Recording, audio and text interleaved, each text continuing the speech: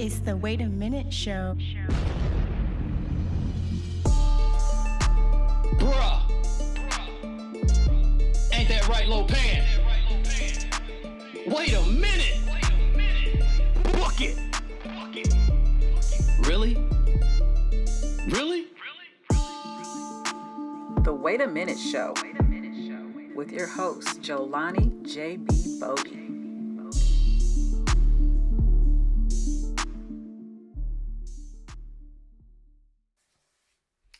Hey, what is up, everybody? Ladies and gentlemen, it is your man, Jolani J.B. Bodie, host of this thing called The Wait a Minute Show, and I'm back in the building once again to give you a sports fix on the weekend. It's the weekend once again. Saturday. What is this? March 4th. See, I'm a day behind. I was about to say March 3rd, but we are in the month of March, and sports is all around us, right? Super Bowl is over, of course, but Combine is around. Still sports to be talked about in the NFL. We have the NBA. A lot of stuff is going on there. And we have a comeback, if you will, that we're going to be talking about today in UFC. Someone is trying to make a comeback. And shouts out to my man Rico Edwards that's in the Wait a Minute Show chat room. That's joining us. Appreciate you for dropping in. Hey, there he is, telling me what up. Hey, and before I go any further, man, if you got an automobile, look at that name, Rico Edwards, RDE Customs, right? Check them up, Google them. Hey, they do everything and anything to your car, man. So they took care of my car for me. I did some additions, and it looks real nice. So quick little plug for my man right there. But yeah, your man Jelani JB Bodie here, and we are here to talk about sports. When I say we, it's not just me. It is he, is him. It is none other than Indeed. We've had this conversation. I finished talking. You talk after. Jeez, always gotta be the main attraction. Ladies and gentlemen, Lopan is here. Indeed. Yeah. So Lopan is in the building, but forget him. We ain't talking about him. We're here to talk about sports, and let's get into it. Let's start off with going out west, west, however way you want to do it. Let's go out and talk to L.A. The Lakers, right? The L.A. Lakers. Look, trade deadline had came.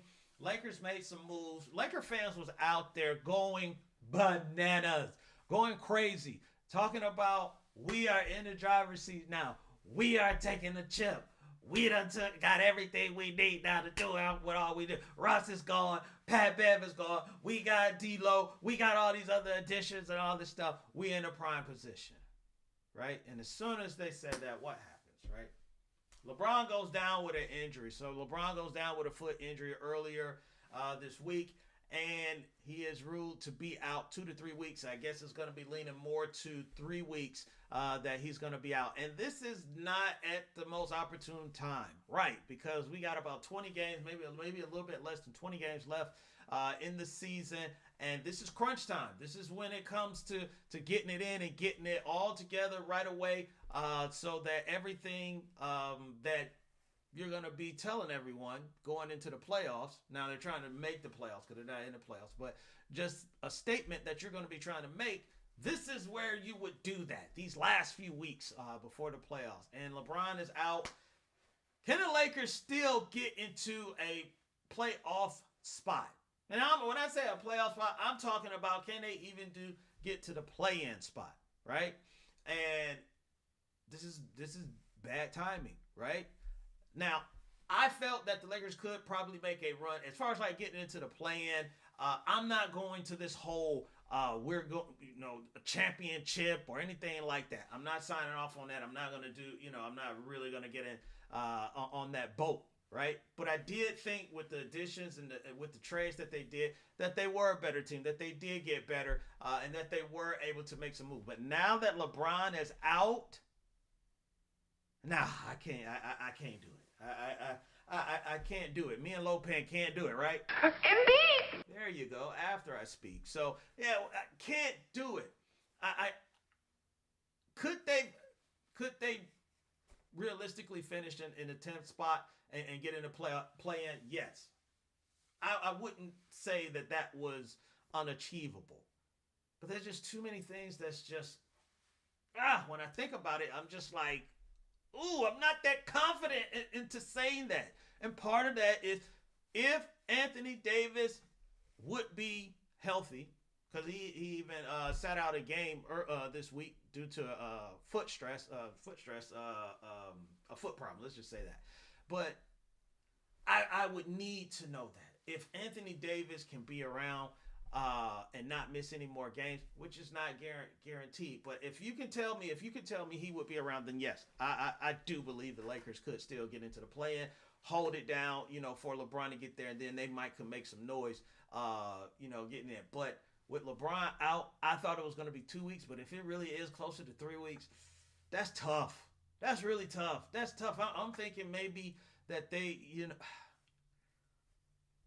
that's tough. I'm not really to sign on, with that, because I don't think they have enough just to operate without LeBron, and then especially if they lose Anthony Davis for any amount of games, for anything. I just don't think. I think the margin for that is really slim, and I'm rooting. Surprisingly, people would be like, "How we don't believe it," but I am rooting for the Lakers to have success because Darvin Ham is the coach. Yes, I'm being biased. Michigan guy, right? Michigan guy like me. So I want him to be successful in this. But just looking at the scope of things and just looking at how the West has been built since that trade deadline as well. Lakers may move, but other teams may move. I just don't know if it's going to be possible or feasible for them to do it without LeBron, because the man has been averaging almost 30 points. He's near double-digit rebounds and 6-7 assists a game. That's hard to replace on any team. So I hate to say it, Laker fans, but it's not looking good right now. It's not looking too good. So let's move on, and we're going to stay in the NBA, but we're going to talk about another team that's sitting a little bit below what we expected, maybe a lot below what we expected, but they've had their injuries as well, and that's the Golden State Warriors. So the Golden State Warriors, they are anticipating getting Steph Curry back tomorrow, which would be Sunday.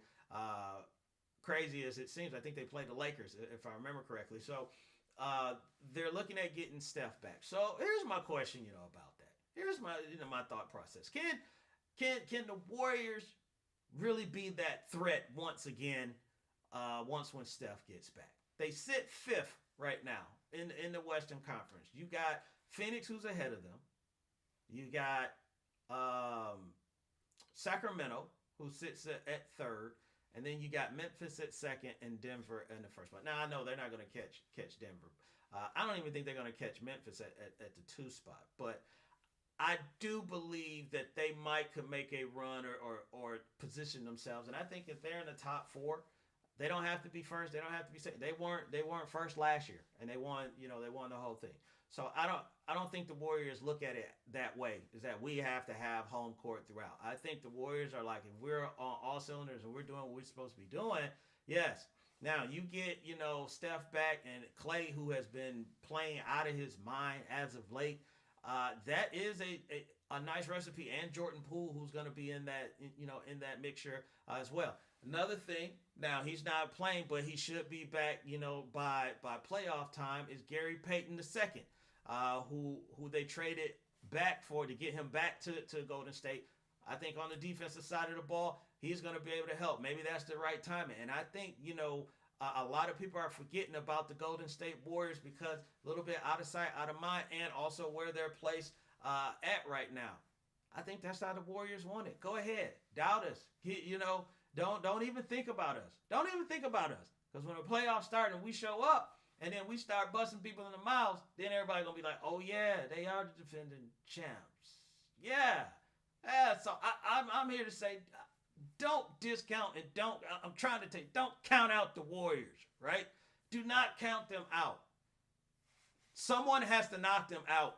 For me to believe it, someone has to knock them out. They have to get handled in the first round or maybe the second round, for me to believe what we've seen, this regular season is what's going to transpire into the postseason. I just think it with Steph getting hurt. If Steph wasn't hurt, I do think they would probably be in that top three. I never thought that the Warriors would be, in first place, and it doesn't matter. It doesn't mean anything, right? It doesn't mean anything until they until the playoffs begins, right? And then I mean, look at the Nuggets. Nuggets are, they're running the West as far as record wise, but a lot of people don't believe in the Nuggets still. See. Here we go. In the chat, check this out. Phil has just popped in here to see if we're going all Ja Morant IG live. See if you were going all Ja Morant IG live. No. You know what, Philip? I'm staying out of that Ja Morant stuff because it's crazy and it's bananas that's going on with that, and the internet. Oh, it's still undefeated. No, not touching that. But yes, the Warriors, man. I'm telling you, just don't discount them. Don't. I understand the moves. I understand, and there are some key moves that have been made in the West. I like Phoenix. I like Sacramento. I like Dallas, but I also like Golden State. I like the Nuggets. I don't think it's just all said and done just yet. It's getting close, but I don't think it's all said and done. So the Warriors are in that mix is what I'm trying to say at the end of the day. So don't discount the Warriors. What else we got now? Let's talk about some football, right? Football will never go away. The NFL is year round, so we'll continue to talk about the NFL, but the New York Giants, right? They have a decision to be made. So they had an excellent season, got into the playoffs, exceeded everyone's expectations except for Giants fans, because Giants fans, this is what they expected. But now they have some choices that they have to make. You got two key players on your team that you got to make a decision. Saquon Barkley being one, and the other is quarterback Daniel Jones, right? So Daniel Jones, look, we know the quarterback position is the most important position on the field. You got to get that right. Daniel Jones had, his best season. Let's just say that. He had his best season out of every year that he's been playing in the NFL. He had it this year, and Daboll had something to do with that, and the rest of that staff there, Kafka and all of them. So Daniel was looking at it like, yo, I had a pretty good season. I did my thing. I think it's time. Show me the money! Daniel Jones is asking for the money. So reportedly that $45 million a year, maybe more, is being asked from Daniel Jones. Now, look, you know me. I've said this plenty of times. I've never hated on anyone trying to get their money, because if you don't ask, you never know. And so if someone gives it to you, then they value you at what you're asking for. And that's all that matters, because the person you're asking for the money from is all that's important. It doesn't matter what everybody else says. So, if he gets it, fine. But I myself is not comfortable with dishing out $45 million right now for Daniel Jones, right? And it's really all is because he had a heck of a season. He was part of the reason why they had that success. The guys love him on that team, and that's exactly what you want, from that. But that's not this. That's more of the personal. That's the more rah-rah, camaraderie side. This is the ugly part of the business. This is the business side of which they talk about, right? I've only seen it one season. And I don't think I've seen it to the level of which I'm comfortable with going into that 40 plus range, right? So I do think maybe Daniel gets the tag. You still got to make that decision between him and Saquon. I think the Giants are really a perfect world. I think they will want Saquon take a hometown discount we kind of take care of you. We be kind of fair and all that stuff. But then we tag Daniel, we run this thing back, and then we really see what we got with Daniel Jones. Look, his year was what it was. He played his best year at the right time. You always want to play your best year in the current year of a contract. But I don't know if I'm just not ready to invest like that. I need to see one more year, right? One more year of development. And look, here's the thing. The development that he did from the previous years of when he was there, we're expecting more. So it should be more going into that next year. So he does it again. Hey, you operated on the franchise tag. We take care of you next year after that. Next year after that. But I understand why Daniel is asking for his money. No if and buts about it. I'm not doubting him on that. So yeah, do your thing, Daniel. Do your thing. If they're gonna give it to you, man, get it. Now, I'm gonna stay here locally, right? We're gonna head back to the NBA, and the Atlanta Hawks made some moves recently by firing Nate McMillan, and they brought in Quinn Snyder, right? Quinn Snyder to coach this team. Going forward, I guess my expectations of the Atlanta Hawks have not changed. Adding Quinn Snyder as far as like for this year, right? I do think this is a period of, now they're not talking about next year, but this is what I just believe is what's going to be factual about this season, right? I do believe that the Hawks will make the playoffs. I do believe the Hawks will probably they could get to the second round, but that shocker fact and everything is not going to happen, this year. How it played out a few years ago where they were sneaking up on people. Plus, if they're going to finish, which I think they'll probably finish around 8th or 7th seed, then you run into Boston and Milwaukee, which is going to be a tall task, a tough task. So I do believe that they can make the playoffs. I do believe they could play well in the playoffs.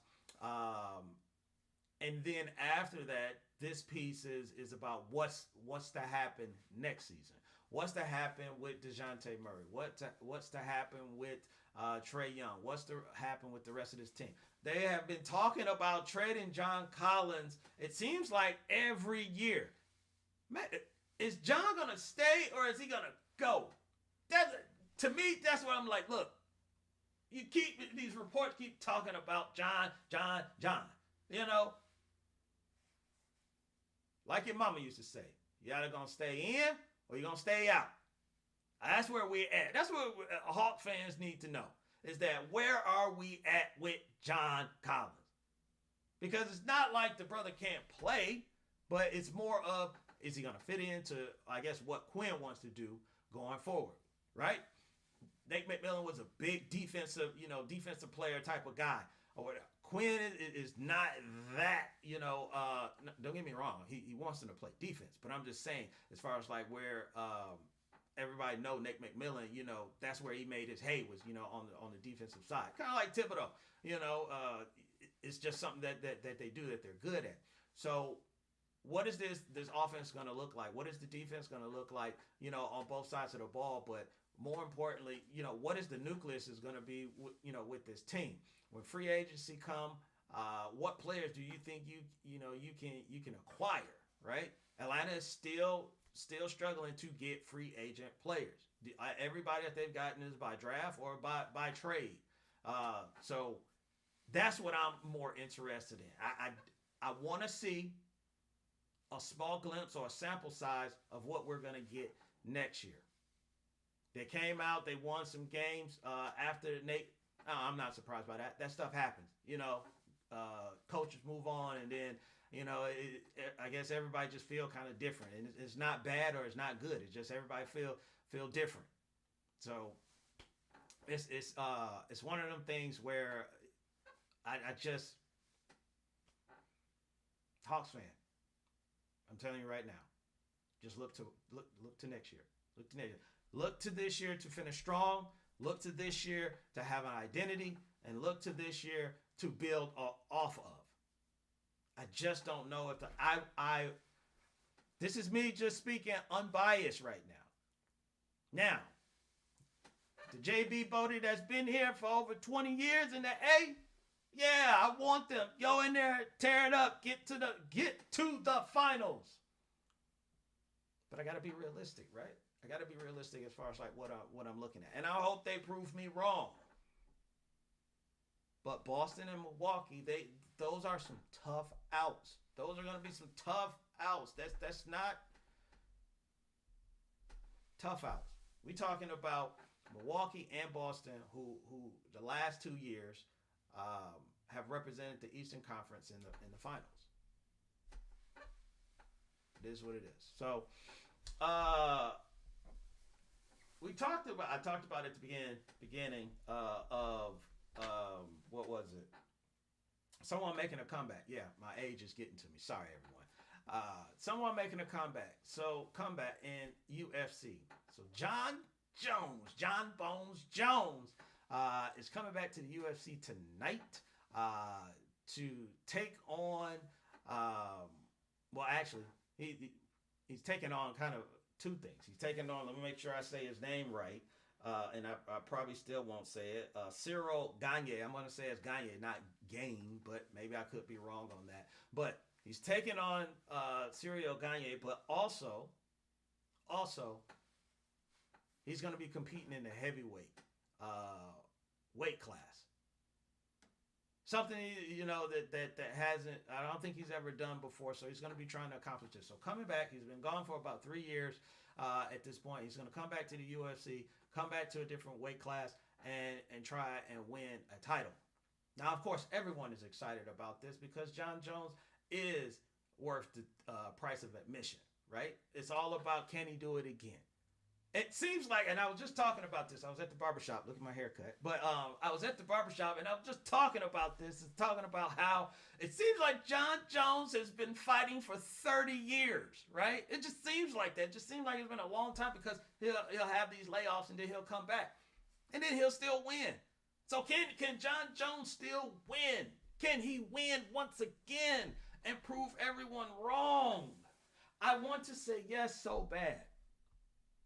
I want to say yes so bad. Because the one thing about Jon Jones is that when he sets his mind to something, he locks in. And so far, he has excelled in UFC as far as accomplishing everything that he's wanted to accomplish. But that time, those 3 years, I believe those 3 years do something. So that's what worries me. That's what scares me. And putting on the extra weight because I think he had to put on 25 pounds. That's not asking someone to put on 2 pounds, 3 pounds, maybe even 5 pounds. To put on 25 pounds to go out there and fight, and then also to be able to do the things that Jon Jones did in the past. I mean, his quickness, that was definitely one of his strong suits was his quickness. Does it slow him down a little bit? Does it be a factor in his defense? I don't know. But that's what makes it interesting, and that's why everyone should tune in and watch the fight, because those questions will be answered tonight. And if he does it again, if he wins this title, and I don't care, some people just like, how can he come back and just fight for the title, right? UFC, they figured that out, but I'm not trying to figure that out. I'm talking about he came back from being off for 3 years to fight. I'm going to say that again. Ladies and gentlemen, you can go and take some time off, and if you shoot baskets, you could go out there in your backyard and shoot baskets, and then come out and shoot again. You could kind of simulate, some games to a certain degree. But an actual real fight, you got the sparring and all that stuff, but an actual real fight where it is really, that's hard to simulate, right? That's really hard to simulate. So it's gonna be some, some challenges there. It's gonna be some stuff there, but I'm gonna go ahead and say Jon proves the doubters wrong, and he does this thing again, and we'll be talking about him being probably the greatest UFC fighter of all time. So it's because it's something to be said about moving up weight classes in MMA and actually winning. So that's my thought process. You know what? Yeah, you know what I'm going to do? I was going to get out of here and everything, but I haven't did a Big L award. I haven't did a Big L award in a while, right? Should I do it? Should I? Lopan. Should I know I'm asking the wrong person. Should I do it? Indeed. Okay. Ladies and gentlemen, because of Lopan, I give to you the Big L award. And you are one pathetic loser. Loser. Let's go. We're gonna see the best collection of losers this park's seen for many a year. You made me feel like a loser. Loser. La loser. Le who? The her. All right. The Big L award. So, Big L award is the Big Loser award. If you haven't figured it out, it goes out to someone who does loserous things in life. And it can be anything or everything. Nothing is off the table, right? So, and the good thing about the Big L award, it is unbiased, right? So, the Big Loser, Lopan's going to enjoy this one, is I can't stand that guy. None other than yours truly, right? And why am I giving myself a Big L award? Why am I giving myself a Big L award? I'll tell you why. I'm giving myself a Big L award because maybe I don't want to say it. All right, I want to say it. So I'm giving myself the Big L award because for doing too much. All right. I was out and I was with my daughter. And I guess I was, trying to be the funny guy, trying to be, the dad that she's going to laugh at. She did laugh at me. And I was shimmying and I was shaking and I was doing all this and all that. And bloop, bloop, bloop, bloop, and I hear it. That infamous sound. And I look down. My phone is on the ground. My phone is on the ground and it's face down. I've been in this predicament before. I've been in this situation before. And I reach down and I'm like, we're going to be all right. We're going to be all right. We've been here before. We've been all right. And I take the phone and I flip it over and I look at it. Yep, it has a crack on it. I had been winning. And I guess it was just like, I got to get you now. Had I not been shimmying and shaking, I wouldn't be having that problem. But no, I had to be funny guy for my daughter. So that's all my fault. So for me, shimmy and shaking, and just instead of just getting the job done and just doing too much, now my phone, we got a little clickety crack.